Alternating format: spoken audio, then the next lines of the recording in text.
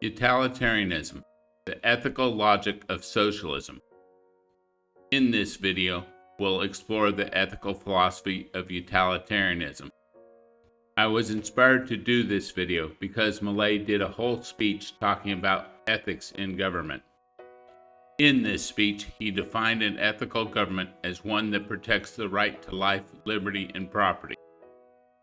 Unfortunately, he did not deal with the main ethical philosophical theories pushed by the mainstream media and the global elites.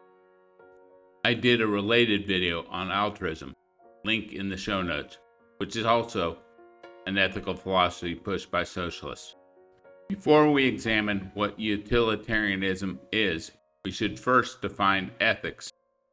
Aristotle, who is the greatest philosopher in history, said we study ethics in order to improve our lives, and therefore the principal concern is the nature of human well-being. So Aristotle doesn't give us a free-floating definition of what is good and what is bad ethically. He gives us a concrete standard by which to judge actions.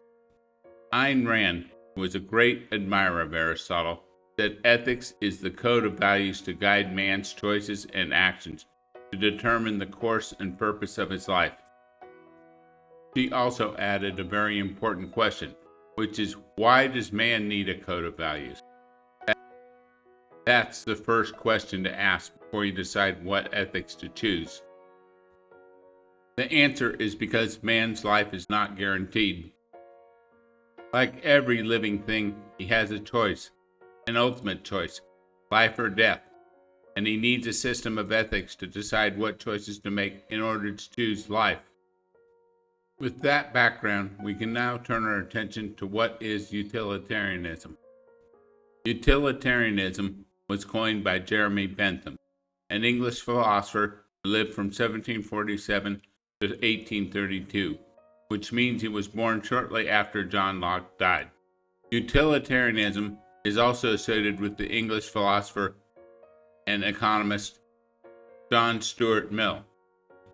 Bentham defined utilitarianism as a moral theory that seeks to maximize happiness and minimize suffering for the greatest number of people.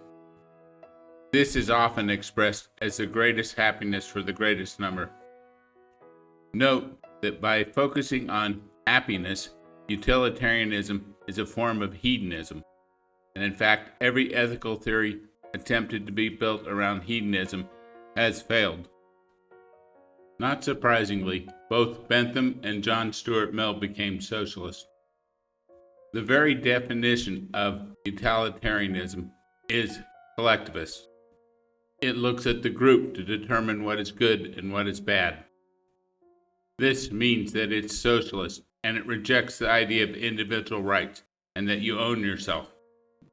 Under utilitarianism, if the calculation shows that human happiness in general can be maximized or suffering reduced by the most by making you a slave, that's just fine with Jeremy Bentham and John Stuart Mill. This means it's un-American. It contradicts the very founding documents of the United States of America, the Declaration of Independence. How does utilitarianism stand up against our definition of ethics? Well, let's look at an example. When faced with the situation of paying for your child's education or giving your money to a charity that supposedly is providing education for lots of starving Africans or one to reduce malaria, how do you decide how much happiness or reduced suffering will paying for your child's education create? How much happiness or reduced suffering will happen by giving your money to a charity that educates poor African kids or reduces malaria? This is an impossible calculation, which means that utilitarianism fails as an ethics. Another interesting example is, what if you're living on a deserted island and have no hope of being recovered? Your actions can only affect yourself, so you can't calculate how it maximizes happiness for the greatest number of people or minimizes suffering. Does this mean you have no ethics on a deserted island? That would be insane. You obviously need a code of values to determine what is the right choice for life.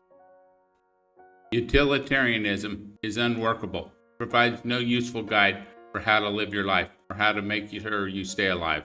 Since it's impossible to actually make these calculations, what it means in reality is that elites get to decide what is good and what is bad, which always leads to very short-term thinking.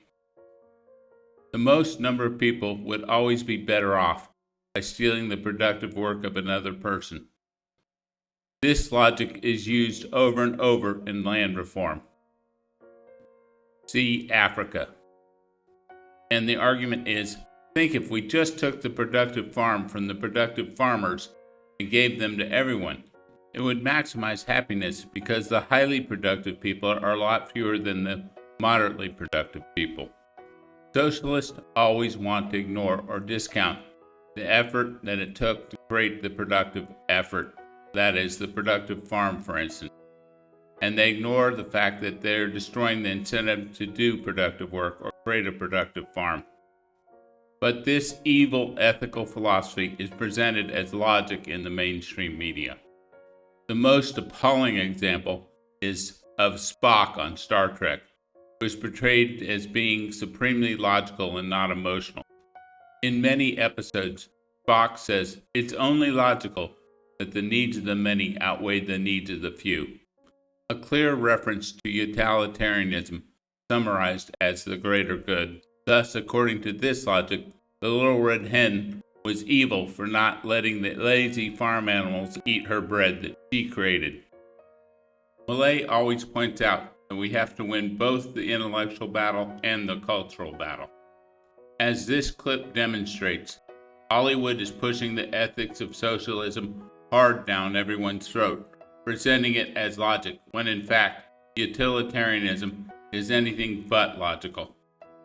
Note that Spock doesn't die, of course. He's saved because Captain Kirk becomes emotional and acts illogically according to Hollywood.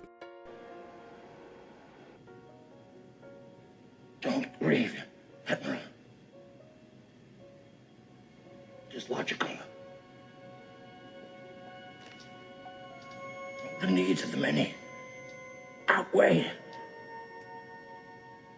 the needs of the few. Or the one. Note, before and after this artificial literary Jesus moment, where Spock is ready to sacrifice himself, you don't see that the Starship Enterprise applies utilitarianism at all. Credo of the Starship Enterprise is basically non-interference, so it doesn't try to maximize happiness or minimize suffering in any way. Luckily, there's an excellent clip making fun of the stupidity of utilitarianism out there. The video summarizes the idea of utilitarianism as the greater good. This is an hilarious video which I encourage you to watch, and it illustrates the absurdities of the greater good argument, which always leads to socialist collectivist ideas. In fact, utilitarianism is the ethics of the English socialist movement.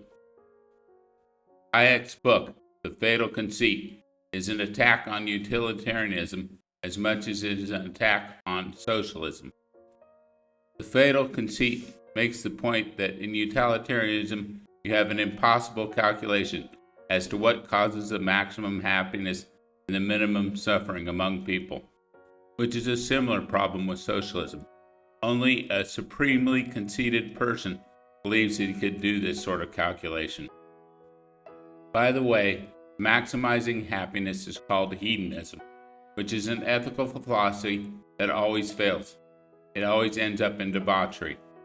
In this case, it ends up in debauchery at a country level or at a nation level.